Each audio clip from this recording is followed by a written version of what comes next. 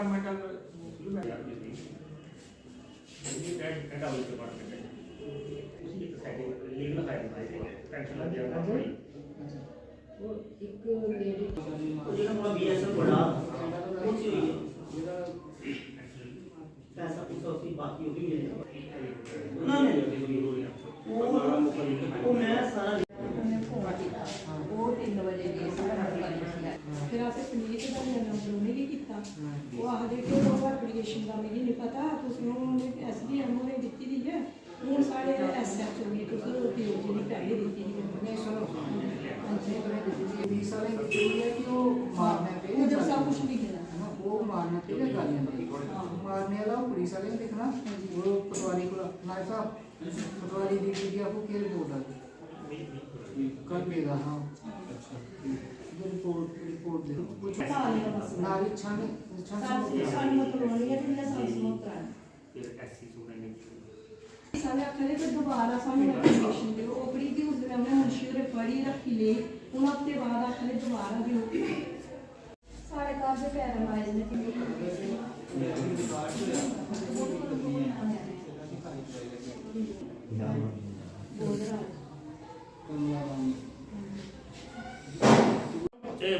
Distribute करी दो वो आसान हो जाने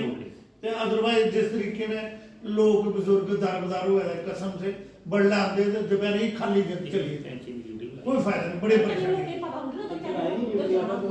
ਇਹਦਾ ਕੋਈ ਹੱਲ ਕਰੋ ਨੇ ਰੌਲਾ ਪਾਣੀ ਮੈਂ ਮਹਾਰਾਜ ਸਾਡੀ ਸਮੱਸਿਆ ਹੱਲ ਕਰੋ देखो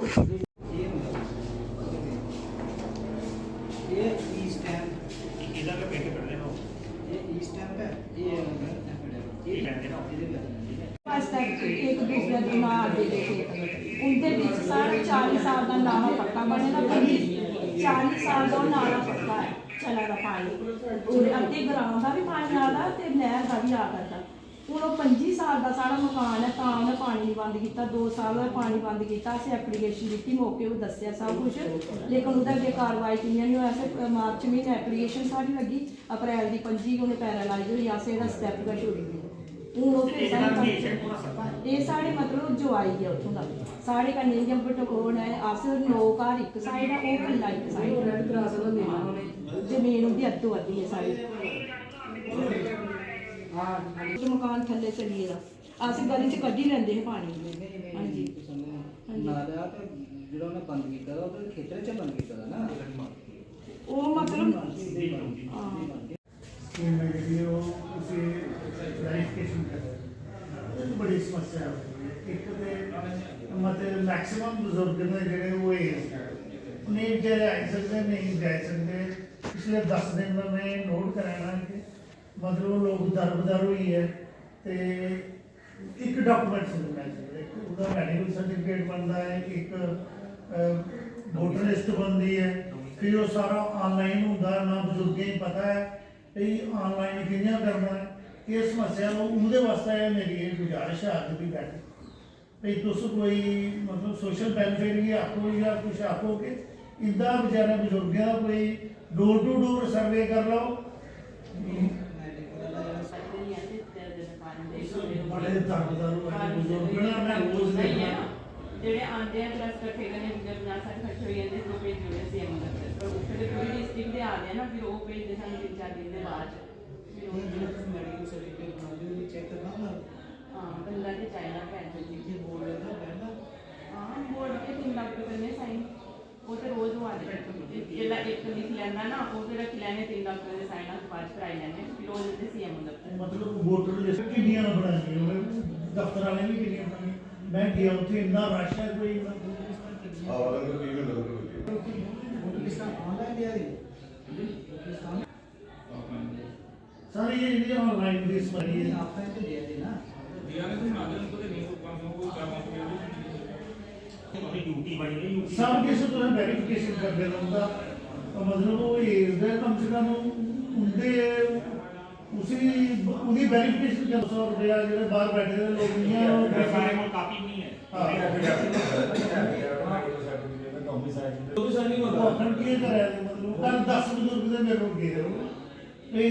क्या करना मैं मेरे को क्या मैं कल ब्लॉक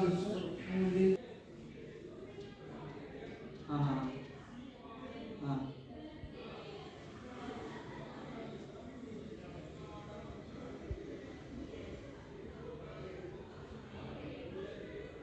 इसके कैसे किया दसो।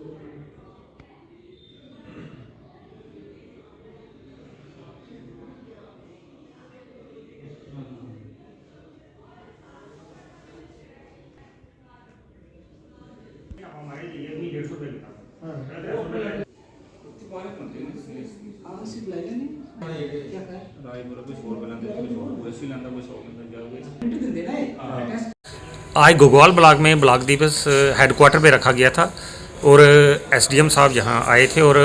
बहुत सारे डेपुटेशन मिले और जितने भी डेपुटेशन मिले बहुत सारे लोगों की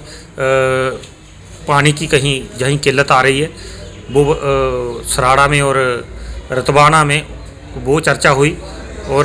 जो टेंडर वहाँ लगे हैं OHT के उस पर अलाटमेंट नहीं है तो एक्शन साहब को अभी बोला गया है फौरी तौर पे उनकी अलाटमेंट की जाए और जो उन्होंने खड्डे वगैरह निकाले हैं वो जल्दी भरे जाएं ताकि लोगों को कोई नुकसान ना हो जाए। रही बात जो एक बहुत ज़्यादा इशू राइज हुआ है जहाँ से कि जो ओल्ड एज पेंशन है, विडो पेंशन है, हैंडीकैप्ड पेंशन है, उसके लिए जो गवर्नमेंट ने नई फॉर्मेलिटीज़ रखी हैं उसका रिवाइज कर रहे हैं वो उसको। तो जो फॉर्मेलिटी रख दी है गवर्नमेंट ने वो पेंशनें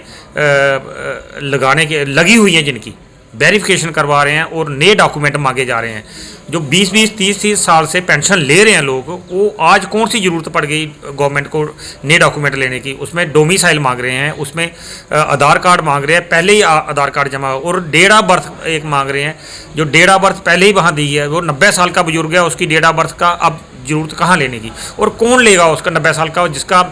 बेटा नहीं है। मजरूम लोग हैं जो उनको पेंशन लगवाई है ओल्ड एज की, जिसकी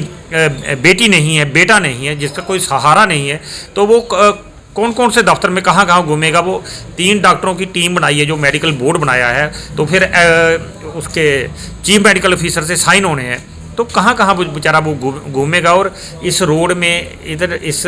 ना उनके पास कोई आने जाने का साधन है तो डोमिसाइल बनाना है, ऑनलाइन कराना है, किसी के नाम की करेक्शन है उसमें फॉर्मेलिटी है। ये सारे जो ऑनलाइन करवाने के लिए गवर्नमेंट ने कहा है ये इसमें 30-40% जो डिज़र्विंग लोग हैं वो रह जाएंगे, वो फॉर्मेलिटी नहीं दे पाएंगे। जो तेज तरार लोग हैं वो उसमें फॉर्मेलिटियाँ करवा लेंगे। तो जो रह जाएंगे लोग उन्हीं को ज़रूरत है। अगर इन्होंने वेरिफिकेशन करवानी थी, कोई शक पड़ा इनको कि डुप्लीकेसी है कहीं, तो वो जो 58 साल और 2-3 साल की जो नई पेंशन लगी है वहाँ करवा लेनी चाहिए। वो पुरानी पेंशनों को नहीं टच करना चाहिए। वो 20-20, 30-30 साल से पेंशनें ले रहे हैं वो थोड़े से लोग हैं वो। लेकिन सरकार ने ये बहुत गलत कदम उठाया है तो मैं तो ये पुरजोर इसकी निंदा करता हूँ। और ख़ास करके जो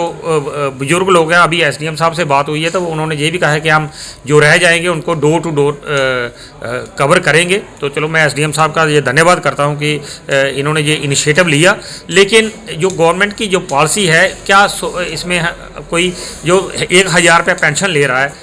उसमें कोई फ्रॉड कर रहा है कोई, और जो बड़े बड़े फ्रॉड हो रहे हैं उसमें तो गवर्नमेंट कह रही है कोई फ्रॉड हो ही नहीं रहा। तो वो जो सामने आ रहे हैं फ्रॉड सामने आ रहे हैं और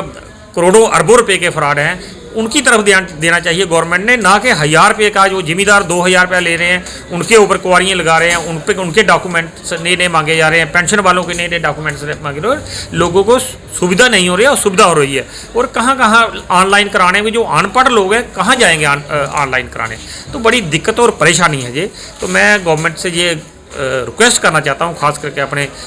एलजी साहब से और चीफ सेक्रेटरी से कि लोगों को जो रिलैक्सेशन की जाए। जैसे उन्होंने पहले फर्स्ट क्लास मैजिस्ट्रेट का वो जज से साइन करवाना था तो